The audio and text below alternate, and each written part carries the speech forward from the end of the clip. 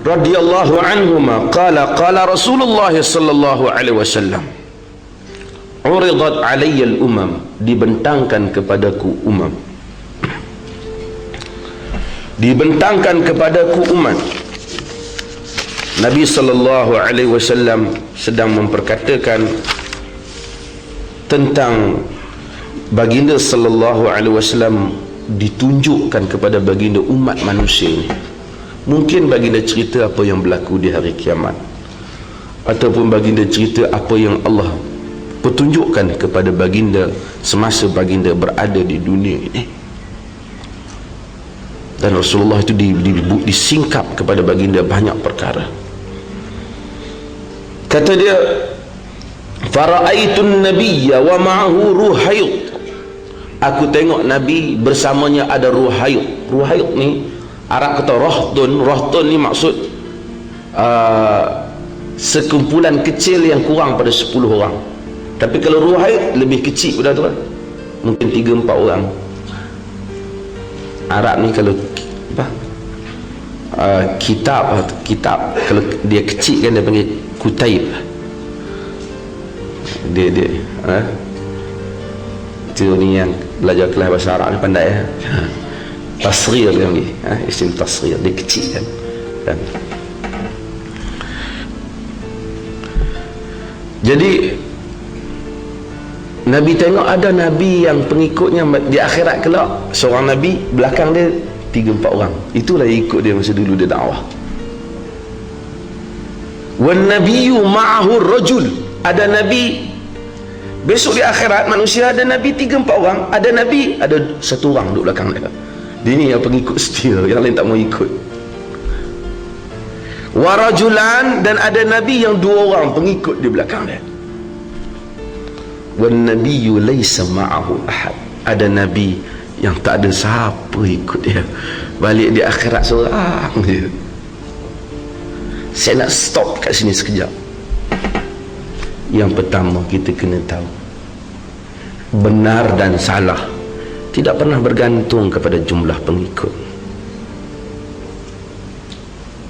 Tak pernah bergantung kepada jumlah pengikut. Ada Nabi tak ada pun pengikutnya, juga tidak menunjukkan tak betul cara dakwah je. Dia Rasul yang diantar, dia Nabi yang diutuskan. Ada orang 2 orang je pengikut. Jika manusia ini disukat dengan jumlah pengikutnya, nescayalah kesesatan itu benar. Al-Quran banyak menyebut walakin aktsarun nasi la ya'lamun, kebanyakan manusia tak tahu. Aksar banyak ni banyak yang salah. Ramai orang selalu ingin mengukur sesuatu perkara dengan jumlah. Kita tidak ukur. Kebenaran itu kebenaran, sekalipun tak ada siapa yang ingin mengikutnya. Dan hakim terhadap kebenaran itu bukan di dunia, hakim kepada kebenaran itu di akhirat.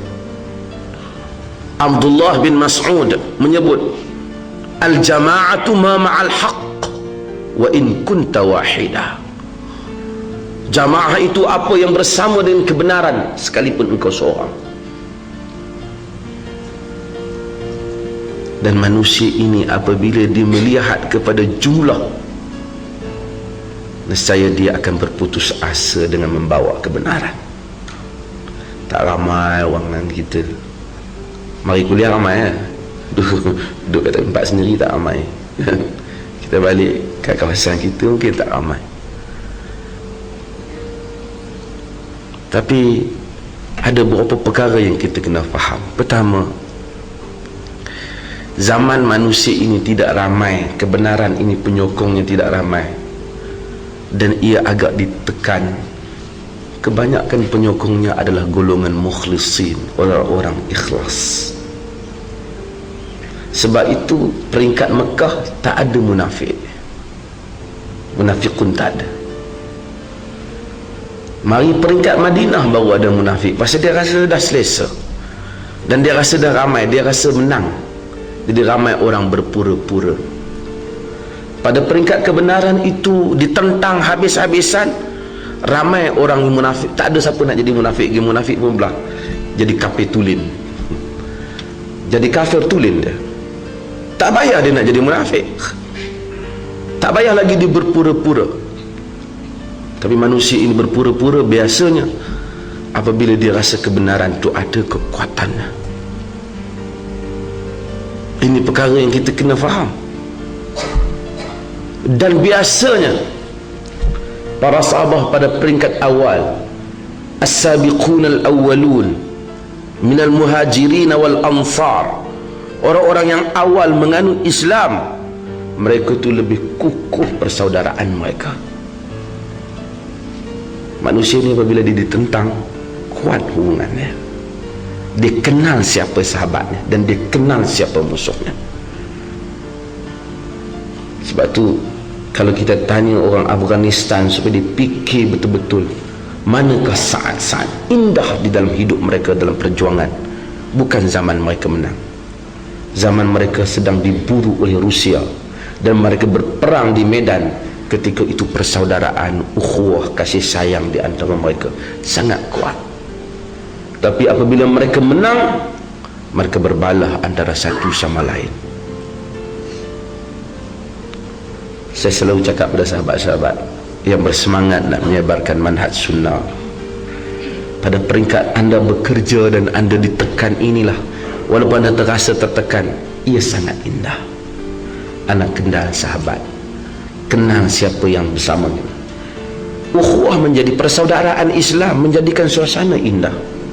Kita boleh tidur nyenyak, kita kena kenal sahabat-sahabat yang cinta mencintai antara satu sama lain.